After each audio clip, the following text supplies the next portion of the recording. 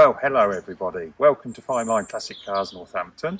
Lovely sunny day. Today we're going to take you around and show you our Jaguar Mk VII M. As you can see, it's a beautiful car. What we're going to do is take you around, let you have a look at it, take you out for a drive. And if you enjoy the video, please don't forget, like and subscribe and pass any comments in the comments section. Let us know what you think. Thank you very much. Hope you enjoy.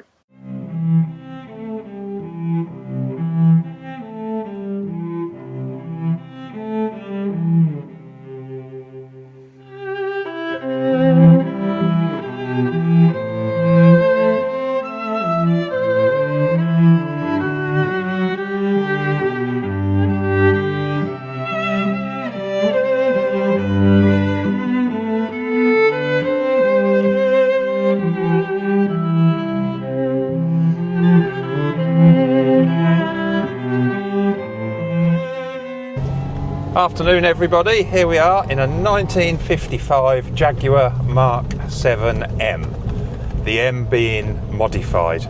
Now this is a car that perhaps escaped your attention as it has mine, and after driving it I have to say I'm absolutely amazed by the car. It was actually entered into the Monte Carlo Rally, not this particular car, but a Mk VII M, and it won, and after driving it I can see why. The suspension control and the handling are beyond any other 1950s car I've ever driven. So, the Mk VII M, it had high lift camshafts, it had thicker torsion bars on the front, and this particular one has got a close ratio gearbox, manual 4-speed with overdrive. Just negotiate the country road. And you can hear that twin cam 6-cylinder engine that again was derived from motorsport heritage with Jaguar D-types at Le Mans, and this was the car that probably transformed Jaguar's fortunes back in the 1950s when they had to export to America. So we just quickly give it a bit of acceleration for you, and it is absolutely amazing. Those of you who don't know this car, you might be very surprised. It could be considered the very first M car. Most people would say the BMW M5 was the first M car, but this was actually produced in 1955, and it was the sweet spot in the Mk VII, Mk VIII, Mk IX range. When it went to the Mk VIII, it had a one-piece windscreen, and it became a much sort of more bulbous styled motor car, whereas this still belied its motorsport heritage. It had several notable owners, one of them being Elvis Presley, King Hussein of Jordan, amongst other people. As standard, the Mk VII M, it's got high lift camshafts, 190 brake horsepower, which allegedly endowed it with a top speed of 104 miles an hour. So the ability to keep up with modern traffic is quite amazing when you think how old the car is. And it easily cruises at the legal speed limit. If you get the opportunity to take it on a track, as many are used at Goodwood and raced, and you can see why. Yeah, fantastic. Even just driving along here into third gear, accelerating, me getting used to the car because I haven't actually driven it that much. The suspension, it just feels really, really planted to the point where it astonishes me, all the cars I've ever driven. And the condition of this particular car is amazing. It started its life in California in the sun, and it was restored I think about 10 or 12 years ago by a gentleman who was a member of the Goodwood Road Racing Club. He had a passion for the car and particularly wanted one that was totally rust free, which this particular car is, and it's had an amazing amount of money lavished on it. All the interior is new, the wood is new, under the bonnet, which we'll show you some pictures of later, is totally stunning. In fact, the underneath of the car, it literally looks like a 12-month-old car, and it's never had any welding or corrosion, which makes it truly outstanding. So back to driving it, you could quite comfortably drive this for many miles and use it with the twin cam engine under the bonnet. Produces more than adequate power for modern motoring, and it's got an overdrive as well, which when you stick it into overdrive the revs come down. So if you were brave enough to take it on the modern motorway network, I'm sure you'd feel quite comfortable.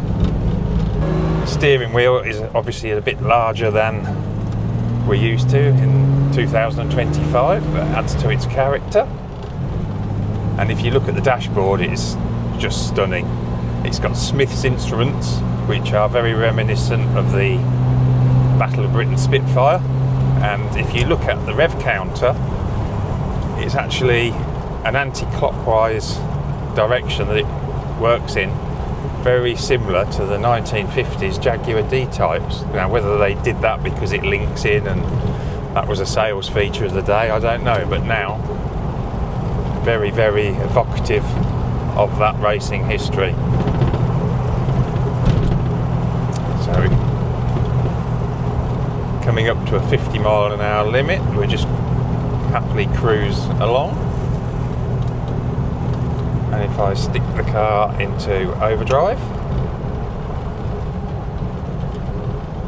let's drop the revs down now to 1500 RPM, and it still pulls very smoothly and cleanly. Obviously, being left-hand drive, this would be ideal for touring on the continent, perhaps even going back to America where it came from. The body control, it just doesn't wallow like a big beast that it looks like, and I'm sure the cross-ply tyres are quite limiting in terms of modern rubber, but if you allow for that fact, yeah, you could be driving a car decades newer. Sitting here, imagining myself turning up at the Goodwood revival, everyone looking at the car. It does actually draw a lot of attention when you turn up in a crowd of people. Or you could imagine yourself perhaps being a 1950s film star. It really does have that glamorous feel about it. The interior of the car with the beautiful burr walnut dashboard, which literally looks like new, and the door cap-ins, they're finely inlaid, and it's had all the seats reupholstered. Just a wonderful place to sit, and if you were going to a classic car event maybe, or even if you just want to take it to your local pub on a nice summer's evening, beautiful car. On the other hand, if you were really up for it, I suppose you could perhaps enter it into the Mille Amiga, which I believe it's actually eligible for. You'd have to check for yourselves. Perhaps there's a few of you out there that could comment on that in the comments. You've perhaps entered a car in the Mille Amiga and tell us your experiences. I don't know, but I actually think this car, once you drive it, even a die-hard petrol head that hasn't been near one would be very impressed. It certainly wasn't what I was expecting to drive. And I can see why Jaguar entered a standard car into the Monte Carlo Rally and actually won with it. And can you imagine that today? A car coming off a production line and entering a major sporting event in standard form and winning. I know times were different and everything else, but driving the car, I can actually see why they won. And I think Sterling Moss race one at maybe Silverstone. If you look at Rowan Atkinson now, he's actually got a very special one, but I think it's with an alloy body that was never raced in period by Jaguar, but I think he owns the car and races it at Goodwood, which does make a spectacle. They are quite a big heavy car, so the likes of smaller lighter cars are always going to beat them on the track, but for long distance fast work, yeah, you'd be very, very surprised. Being left-hand drive, this would be the quintessential car to take to Monte Carlo, and you could imagine yourself pulling up at the square in Monte Carlo and the attraction that this would draw. And also, if you're, I don't know, live in America maybe, or Holland, I know lots of Dutch people like these, being left-hand drive is absolutely ideal. And once you get used to it, even in this country, it isn't a great problem. You tend to sort of drive it, looking like now, going through a narrow bit, slow down, car, you acclimatise to it, and away it goes. And the sound of that engine, oh, beautiful. And again, it's had so much money spent on it, somebody else has done it before the lucky recipient of this car.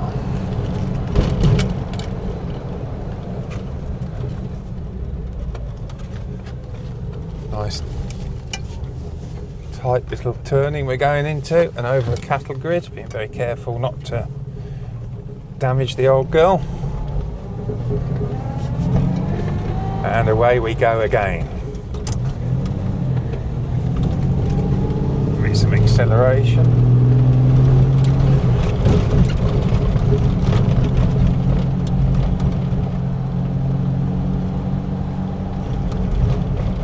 Oh, there we go, driving along, there's an older gentleman there taking some pictures of us, and we wave.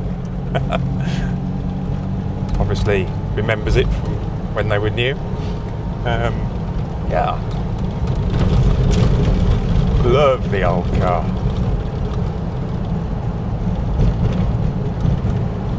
Many of these were actually made in automatic form because they were exported to America. So it's quite unusual to find one with a manual gearbox, but in my opinion it makes the driving of it so much more fun.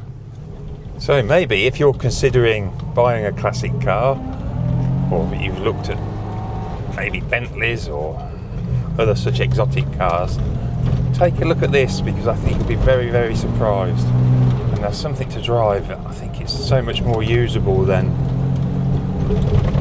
other cars I've driven in that same sort of field.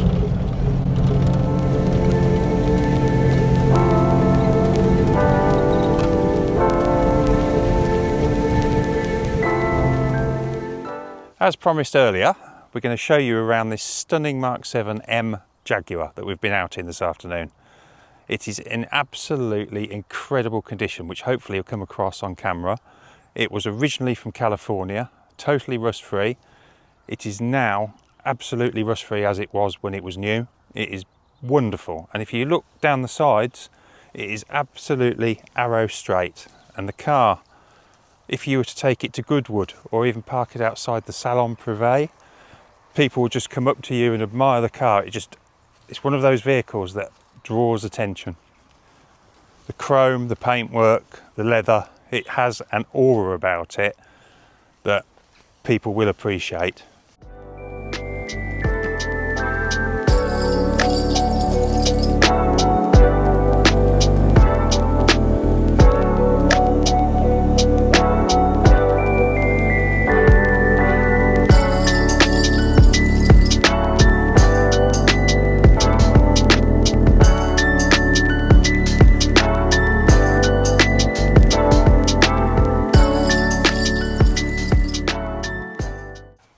So if you'd like to come and have a look under the bonnet, I will give you a little bit of a rundown.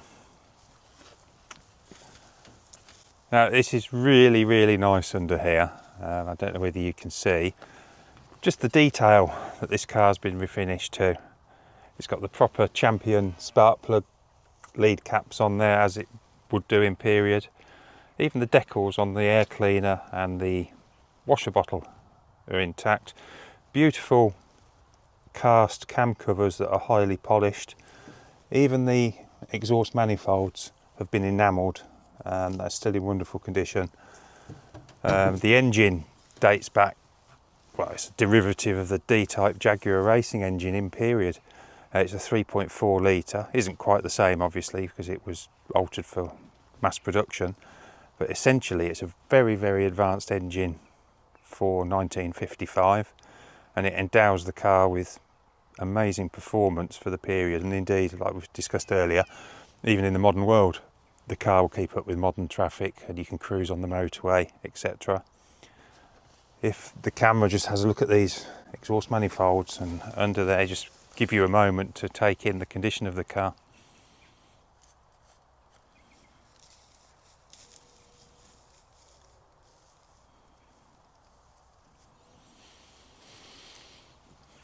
So whoever has restored this car has really made it a labour of love. And it is wonderful to see one as nice as this in this condition, and what they must have been like new. I mean, I think back in the 50s the police even used to use them because of the performance. And yeah, what else did you buy that would handle and drive like this car does? Perhaps if we have a walk round looking at it again. The colour really suits the car with the chrome. It really stands out, and like a nice evening this evening, you can just see how it glimmers in the evening light. The chrome clearly was all done and replaced when it was restored, and still, if you see it close up, it's just wonderful. Twin fuel tanks. I think probably not a problem in America in its day. Maybe a little bit different now, but a manual gearbox with an overdrive, so if you were using it to go anywhere, for what it is, reasonable economy. If we have a look at the inside,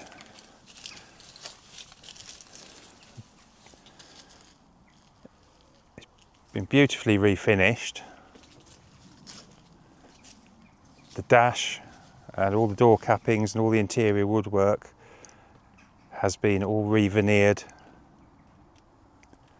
burr walnut with inlays, all done to a very high standard. Got the lovely original Smith's instruments with I think the speedometer goes up to 120 miles an hour. The seats, the carpets, the headlining, all replaced.